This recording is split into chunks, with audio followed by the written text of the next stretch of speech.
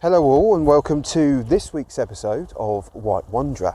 I'm Jack, and if you are a regular viewer of the channel, you may well know that I do like myself a good mystery, especially if that mystery is Isle of Wight Railway related.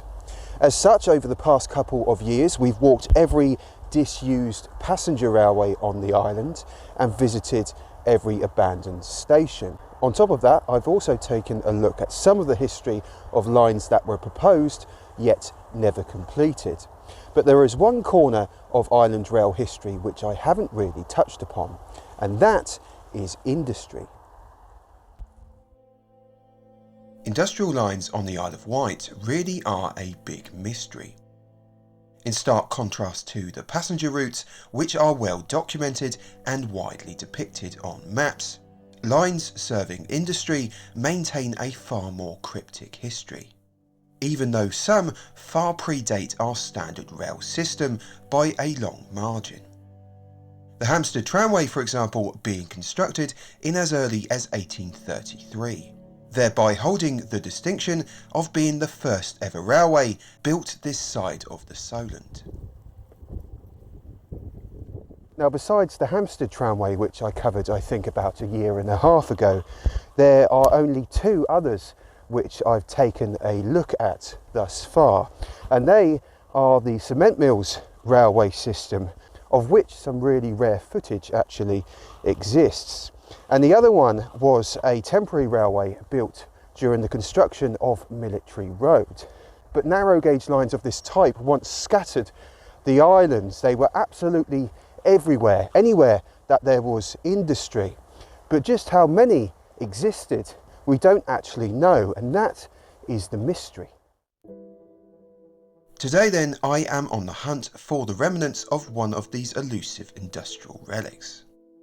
And my search area is the remote and windswept location of Bouldnor, located on the northwestern coast just east of Yarmouth. Why then am I here? Well, I'm here because of a photograph and a gentleman. The gentleman in question is John Maskell, accredited Isle of Wight Railway historian who I have had the pleasure of bumping into on one of my wanders. And the photo in question is this one, taken on Bouldnor Sands in 1971 by Derek Gawn. John is the young chap fourth from the left, distracted from the lens by the object in his hand, a short section of rail found on the beach, a remnant of Bouldnor's industrial railway. Now, 1971, as I'm sure you know, was over half a century ago. So you would expect any remnants which they found back then to have long been washed away by now. But John actually got in contact with me recently and sent me another photo. This one taken in 2023, and it showed him standing in exactly the same place with another rail in his hand. So I am quietly confident that I might find something on site. Certainly more confident in that than I am in my navigational skills. However, whilst the evidence of remains are somewhat clear, the railway's history is far from it. And whilst I inevitably get lost, let's cut to a rather confused future me sat at home with a pile of books. Hello. Now, as always, when it comes to acute corners of island railway history, information is very scarce, and the best place to come across little nuggets of info are in books such as these on the subject. But even here, clues are limited. Luckily for us, our friends Maycock and R.Silsbury have included a little bit on this line in their book on the Freshwater, Yarmouth and Newport Railway in relation to a chap called Christopher Nixon. Page number 13 to 15.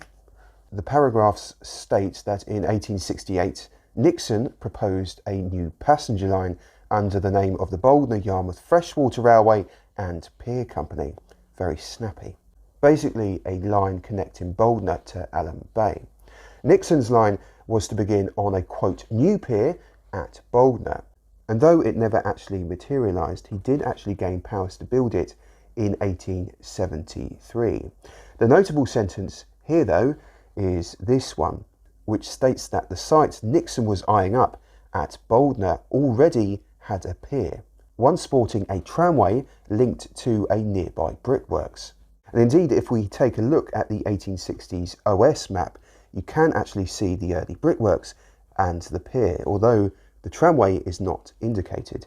Furthermore, the book affirms that upon obtaining power to build in 1873, Nixon's new pier was to be constructed 1,000 feet or so eastwards of the remains of the old one, suggesting that by this point the old structure was already in disrepair, and therefore presumably the tramway was already out of use. However, if we take a look at the Isle of Wight brickmaking site, something doesn't quite add up. It says that the original brickworks in this area are recorded to have closed in 1908, whereby manufacturing was then moved to another site in Bouldnor Copse. This, though, completely contradicts the OS maps showing the early brickworks disappearing in the 1890s, and that same year the new one depicted further inland. All certainly a little bit confusing, but we will try to make sense of it later on. For now, let's see how I'm getting on.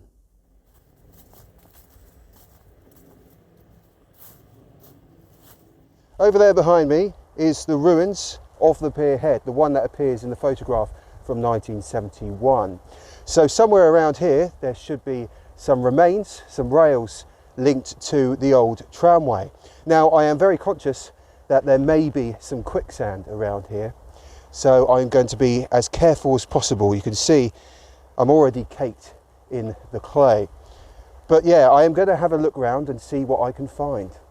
Sadly though, at this point things start to go wrong, as I realise the ground isn't as stable as I first thought.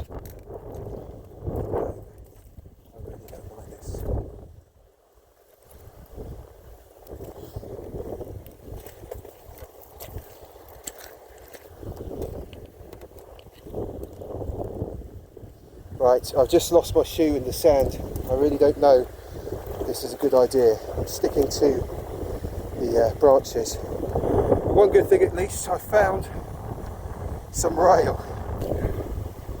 I really don't like this. Now I am aware that contrary to various scenes in movies, you can't become fully submerged in quicksand. My main fear here was sinking in knee deep. With limited phone signal, the sun going down and the tide rapidly coming in. I'm calling this off, guys.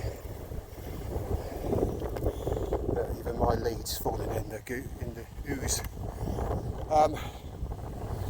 Yeah, I am calling this off. See some rail down there. It's just not worth risking. You step on some and it's all right, and then you take a step and you're gone. Yeah, that was actually a bit scary. I'm not going to press on, like I said. Sorry to break character and all that. I was very lucky then, because my shoes are actually on loosely and my foot at one point went straight down into the sand, and luckily I was able to pull my foot out the boot, and then I had to use two hands to prise it out of the sand again. But the things we do for railways, huh? Risking life and limb, as they say. Well, I'm just going to stick as close to the trees as possible now. On my way back to firmer ground though, I did come across another rail, and quite a substantial one at that.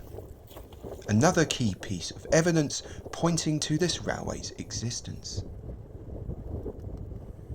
Apologies for the wind noise, my microphone is caked in mud, so I'm not using it. But I am hell-bent on finishing this video. So that then proves that there are remains of the tramway at the pier. And if we believe the Maycock and Silsbury book, that line was out of use by 1873. And of course, if we look at the 1860s OS map, that ties in, because the brickworks up there appear on the 1860s map, but they don't appear thereafter. However, not all is what it seems, and I'm going to cut back to me at home now in my nice dry clothes. Whilst I try and find my way out of that sticky situation then, I have been doing some more research and I've come across a rather intriguing map. And it is intriguing for one reason. It actually shows our tramway. Here it is then, and you can probably spot the issues already. First of all, there is no pier indicated, but it would have been about here. Also, this is the point at which our early brickworks is located on the 1860s OS map, the one the book states was out of use by 1873. And as you can tell, the line doesn't actually run anywhere near it. In fact, it spreads much further inland to this little black dot here. What is this little black dot then? Well, I think it is the later brickworks, the one that the brickmaking site claims was built in 1908. And this would tie in because this map actually dates to 1913. But how can that be? How can a railway appear on a map 40 years after it has been recorded as being in ruins? There is only one conclusion. Bouldnor had two tramways. One serving an early brickworks which fell into disuse in the 1870s, only to be superseded by another site opening around the beginning of the 20th century. This one located further inland, for which another more substantial rail system was built. Exactly how long this line existed for though, for now at least, remains a mystery. And perhaps it is for the best. It's only about 4:30 and the sun is already going down, but that is all from me today. I hope you enjoyed this video and the peril which went along with it. If you appreciate what we do on the channel and enjoy the videos, then you can always join our members club for £1.99 a month and you get an array of bonus videos, none of which feature me almost dying, and other perks as well. But as always, thank you very much for watching, and I shall be more careful in the future, that's for sure, when filming. Yes, take care and see you next week.